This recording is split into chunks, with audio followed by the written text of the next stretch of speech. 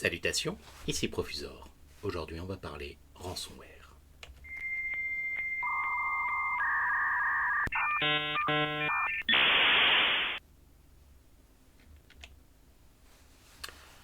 Alors, un ransomware, pour faire simple, c'est un petit logiciel qui chiffre l'entièreté de votre ordinateur pour après, vous demander une rançon afin de peut-être vous permettre de les déchiffrer.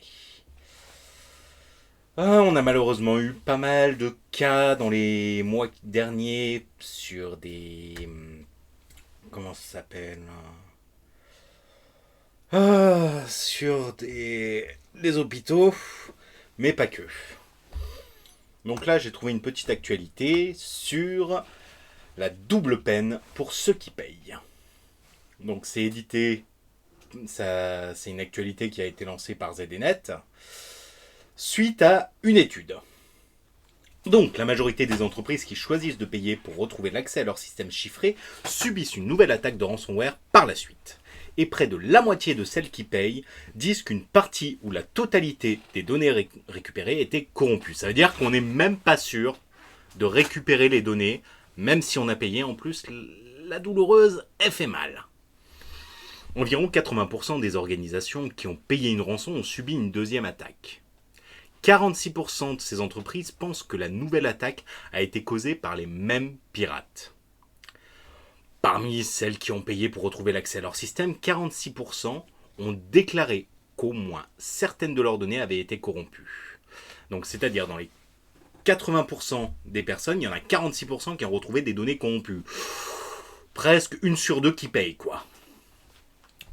Selon une enquête de CyberReason, publiée mercredi, et qui a été menée par Cesius Wide, l'étude a interrogé 1263 professionnels de la sécurité sur 7 marchés mondiaux, dont 100 à Singapour. Apparemment, Singapour est assez touché. Il y en a aussi en Allemagne, en France, aux États-Unis et au Royaume-Uni. Bon, ça va. L'Europe est assez bien couverte au niveau de l'étude. Bon, d'un autre côté, on s'est fait assez bien troncher avec les ransomware. Au niveau mondial, 51% répondants ont récupéré leur système chiffré sans aucune perte de données. C'est déjà pas mal. Ça veut dire qu'une sur deux, il n'y a aucune perte. Heureusement. Bon, il y en a 3% qui ont déclaré ne pas avoir retrouvé l'accès aux données. C'est-à-dire, ils ont payé et plus rien. Le rapport révèle qu'une organisation a payé un rançongiciel de plusieurs millions de dollars avant d'être la cible d'une seconde attaque par les mêmes pirates dans les 15 jours qui ont suivi. Bon, ça veut dire que s'ils ont été attaqués, ils ont même pas pensé à gérer leur système de sauvegarde, à se remettre en question. Rassurant. À Singapour, tiens, on va aller de l'autre côté du monde, 90% des entreprises ont subi une deuxième attaque après avoir payé la première rançon. Waouh. 28% ont retrouvé l'accès aux données corrompues. C'est déjà pas mal. Quelques 73% ont admis avoir perdu des revenus suite à la suite de l'attaque. Bon, c'est normal. Plus d'outils informatiques, plus de possibilités de créer de la valeur et surtout plus de possibilités de travailler. Quelques 73% ont admis avoir perdu des revenus suite à l'attaque. Bon, ça on l'a dit. Alors, 40% ont vu leur marque ou leur réputation affectée. Oui, tu te prends une cyberattaque, disons que d'un point de vue extérieur, tu vas pas fanfaronner en disant « Coucou, on a eu une cyberattaque, vous voyez qu'on est sécurisé ?» Non, c'est un peu le contraire. Alors, environ 37% des organisations de Singapour qui ont payé un ransomware ont déboursé entre 140 000 et 1,4 million de dollars. Ouais, ça commence à faire une petite somme, hein. Et 5% ont payé une rançon d'au moins 1,4 million de dollars. Ouais, je sais pas qui c'est qui cible, mais apparemment, ils ont un bon matelas financier. Par ailleurs, 13% ont reconnu avoir dû licencier des employés en raison des pertes financières suite à l'attaque. Bon, On a fait des économies sur le système de sauvegarde et on n'aurait pas dû. Bon bah, on va en virer quelques-uns. Ça va absorber les coûts. Alors, Leslie Wong, vice-président de CyberReason, la société qui a fait l'étude, pour la région Asie-Pacifique, a déclaré « Les entreprises de Singapour doivent comprendre que le paiement d'une demande de rançon ne garantit pas une reprise réussie. » Ce qu'on a dit tout à l'heure, s'ils payent, c'est pas obligé qu'ils récupèrent leurs données. Oui, voilà, ça ne fait qu'exacerber le problème en encourageant de nouvelles attaques. Voilà, il recommande, bon, comme la plupart des informaticiens, de prendre les devants sur la menace et d'avoir une stratégie de sauvegarde pour éviter ce genre de choses. C'est-à-dire, oh zut, on a été piraté, nos données ont été totalement chiffrées. On efface tout, on remet les sauvegardes. Ah bah, il n'y a plus rien. Alors, à l'échelle mondiale, l'enquête a révélé que 81% des personnes interrogées étaient très préoccupées par les risques posés par ces attaques. 73% affirmant avoir mis en place des politiques ou des plans pour gérer justement les ransomware. Grosse attaque de ransomware, beaucoup de personnes s'en inquiètent. J'espère que ça va arranger la chose. Alors, selon Cybersecurity Venture, les attaques par ransomware devraient coûter 265 milliards de dollars dans le monde d'ici 2031. Ça fait une coquette somme. Une attaque touchant les entreprises et les consommateurs toutes les quelques secondes. C'est vrai que l'ouverture d'un email et pouf, vous n'avez plus vos données. Donc à Singapour, les attaques ont augmenté de 40% au cours des 2 derniers mois. Donc on est en juin 2021. Et 2 derniers mois, apparemment, ça a donné. Et de 99% au cours des 6 derniers mois. Bon, l'année 2021, quoi, ils ont eu une belle attaque. Donc il ajoute que l'Amérique latine et l'Europe ont enregistré les pics les plus élevés d'attaques par ransomware depuis le début de l'année 2021. C'est comme on voyait à Singapour, 40% dans les 2 derniers mois, 99% dans les 6 derniers mois. Je crois qu'ils ont trouvé un petit filon. Une enquête de Veritas réalisée en novembre dernier a révélé que 78% des entreprises de Singapour et 88% de celles d'Australie avaient payé des rançons en totalité ou en partie. En gros, ils ont payé, quoi. Et ça n'a pas fait du bien.